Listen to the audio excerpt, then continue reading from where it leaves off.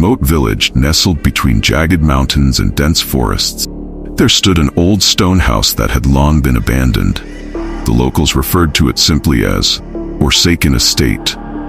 The story of this house was a chilling one, whispered from generation to generation. It was said that the estate was once owned by a wealthy and eccentric man named Alistair Blackwood, whose life ended under mysterious and horrifying circumstance.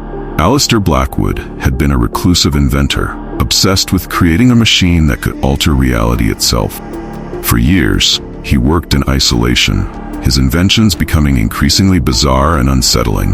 The estate, with its labyrinthine halls and concealed rooms, was a reflection of his fractured mind. Rumor had it that Alistair's experiments with his so-called reality engine led him to uncover things best left untouched. One stormy night, a strange light was seen flickering through the windows of the Foraken Estate. The villagers, huddled in their homes, spoke of strange sounds emanating from the manor, screams, mechanical whirring, and the occasional eerie silence. By morning, the lights and sounds had ceased, and Alistair Blackwood was nowhere to be found. Years passed, and the estate fell into disrepair. It was left to the whims of nature, its grandeur now a distant memory, but the legends persisted. Some claimed that the reality engine still operated, hidden within the dark recesses of the manor, waiting for someone to uncover its secret. Enter Amelia Hart, a young historian with a keen interest in the paranormal. She had spent years researching the Foraken Estate and its enigmatic owner. Amelia was determined to uncover the truth behind the estate's legends and, more specifically, fate of Alistair Blackwood. Armed with her research, a flashlight and a camera, she ventured into the estate one fateful night. The storm that had once signaled the end of Alistair Blackwood's life now seemed to welcome Amelia. The wind howled through the trees as she approached the estate's imposing iron gates, which creaked open as if in response to her presence. She could feel the oppressive weight of the estate's history pressing down on her as she crossed the threshold. Inside, the estate was a chaotic jumble: dust-covered furniture, faded tapestries, and broken chandeliers. The air was thick with the scent of mildew and decay.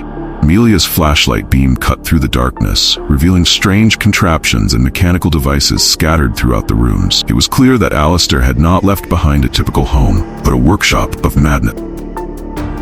Amelia's investigation led her to a hidden staircase behind a bookshelf in the library. The steps were steep and narrow, descending into the bowels of the estate. As she made her way down, the air grew colder, and the silence was interrupted only by the occasional drip of water from the ceiling. At the bottom of the stairs, Amelia found herself in a vast underground chamber. In the center of the room stood a massive, intricately designed machine. It was the reality engine, as described in the old manuscripts she had studied. The machine was a complex web of gears, levers, and glowing tubes, and it emitted a low, rhythmic hum. Amelia approached the machine cautiously. The air around it seemed to shimmer, and she could feel a strange energy emanating from it. As she examined the machine, she noticed a series of strange symbols etched into its surface. Symbols that seemed to pulse with a faint, otherworldly light. Without warning, the machine sprang to life. The gears began to turn, and the tubes glowed brighter. Amelia's heart raced as she realized that the reality engine was not merely a relic of the past, but an active and powerful force. Suddenly, the chamber was filled with a blinding light. Amelia shielded her eyes, and when the light finally dimmed, she found herself in a completely different environment. She was no longer in the underground chamber, but in a vibrant, surreal landscape, a place that seemed to defy the laws of nature and physics. The sky above was a swirling vortex of colors, and the ground beneath her feet was a shifting mosaic of patterns. Strange creatures with elongated limbs and eyes that glowed like stars roamed the landscape. Amelia's reality had been altered by the machine, transporting her to a realm that existed beyond normal perception. As she explored the strange new world, Amelia encountered the spectral figure of Alistair Blackwood.